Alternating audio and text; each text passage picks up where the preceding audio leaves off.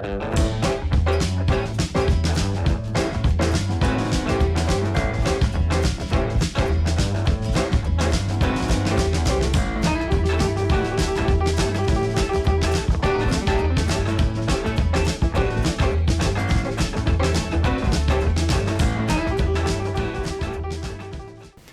and welcome to the next episode of The Prop Pals. In this episode we'll be doing some small projects that I've recently completed. So, let's get started. So the first prop for the day is a display base for a collectible tree ornament. It is a tree ornament that on the inside has some fabric from one of the dresses that Glinda wore in Wicked. And my sister didn't have a good way to display it, so that was kind of the birth of the idea on this one. Now the ingredient list for this is extremely simple. It was just 2 pieces of scrap wood. I used a larger hole saw to cut 2 of them, so that way I could thicken up the height of it. And then I used a smaller hole saw to cut the middle of where the globe will sit in.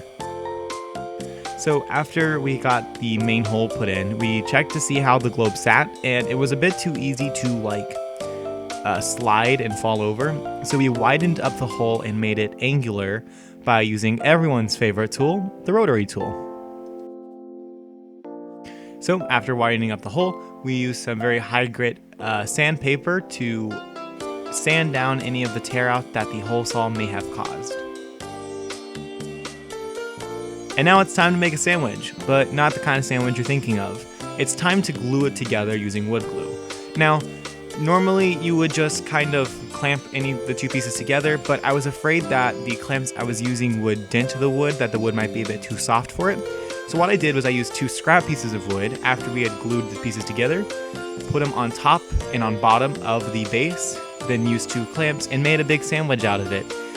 That way, any denting would come onto the scrap pieces of wood, not the base, and you would get a really nice, tight squeeze on the wood as it cures overnight.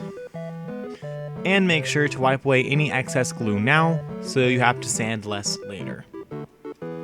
Now, a day later, we opened it up, we sanded around the base to remove any extra wood glue, and we did notice that the hole still wasn't quite wide enough to sit the globe down in it nicely, so we used the rotary tool again to widen it up more. And one thing I don't have footage of that we did do, but the wood was just a bit too smooth on the smooth surface of the ornament, so to act as a bit of a grip, we used some hot glue all the way around the circle and added enough grip where the globe could sit up straight and not accidentally kind of rotate sideways and fall. So that's something I was able to get footage of, but we did it, so I needed to make sure to relay that to you. So now we're on to the next project. So I don't know about you guys, but I have some pretty boring blank buttons in my car, so this project is trying to make them a little more interesting. So I don't know about you guys, but I wanted to channel my inner spy with these buttons, so I started with an eject button. And then you want to get the size of your buttons, try to make sure you get them as good as possible. We use digital calipers personally, but not everyone has that, so work with what you got and try to get as close as possible. So then it's time to throw all the icons you've chosen into the Cricut suite on your laptop or desktop. Make sure you size them correctly. Also, something I should probably throw out there: if you're measuring in millimeters, make sure that you realize that the Cricut Design Suite does not show up in millimeters; it shows up in inches. So a lot of digital calipers immediately show millimeters and not inches. So be aware of that. It's a mistake I've personally made. But once you have that done, it doesn't take too long to get the Cricut going, and then it's Cricut time. And then once you have it cut out, you have to remove the excess vinyl, so it's just down to the icons you're wanting. And then once you get that, you need to use a form of transfer tape, or transfer paper, I believe it's called. I do not have any, from my understanding, so what I used was just regular old masking tape, and it worked very well for me. Now, a tool that I would greatly recommend if you're going to do a lot of stuff with Crickets are these little metal picks you can get at Harbor Freight for really cheap. They are great for removing the extra like inside vinyl. If you're doing like a P, for instance, the letter P, you're gonna have vinyl inside the P that you have to remove, so the little metal pick makes it really easy to do. And like what's happening on screen right now, a part of one of my rocket icon came off, and using the pick was much easier than my fingers to get it back in place on the paper. So I think that's something that's very useful to use, and they're not expensive, and they will help you so much. And then you have to very carefully put the icons on the buttons. Now, here's a couple tips. Number 1, wipe off your buttons before doing this. Any dust or oil, anything like that, will cause your sticker not to stick as well. Number 2, do your best to get it as straight and even as possible, because you will notice it for the rest of your life. And number 3, before you pull the masking tape, or if you're using transfer paper off, really rub the sticker. You want to make sure you have as good of a stick on the button as possible. And the last thing I could say is pull from like a bit of an angle. If you can find like the point of your sticker, like at the point of the rocket ship, sometimes pulling from a point from the tape actually causes it to come apart easier than from a blunt side. And now, on to the next project.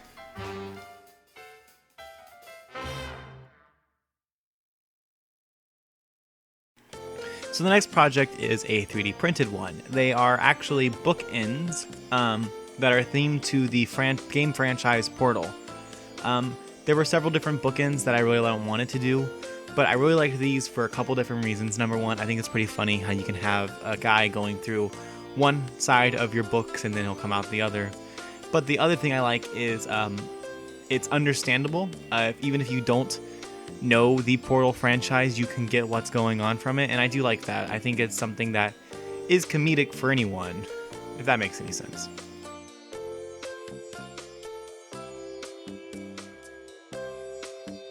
So once you're done, you should have in total of 6 pieces if you're doing 2 bookends. And originally I had the bookend part also be white, but I ran out of white, so I ended up with a gray one. And I really liked how it looked, so I ended up just having 2 gray ones. I ended up reprinting one of them. So I'm going with the color scheme of the game. So one portal will be blue and one portal will be orange. And then I'm gonna leave the bookends gray. Usually the walls in the game that you can use portals on are kind of a dirty white because the facility you're in is kind of worn down. But I think the gray just looks really good, and it will contrast with the bright colors of the portals really well. Bum bum bum. Glamour shot time.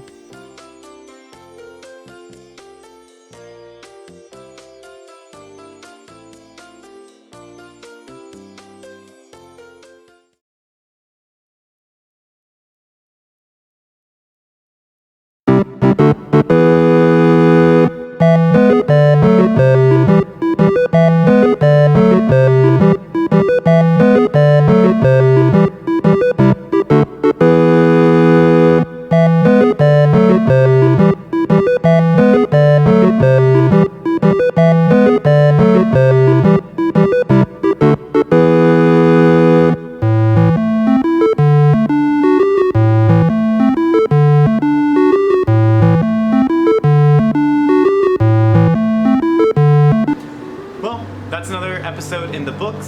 Sorry for the fan noise. It's extremely hot in here because Florida. But I love how the stuff came out. I think the buttons in my car are hilarious. I love my new bookends. I guess that's all I have to say, really. Thanks for watching.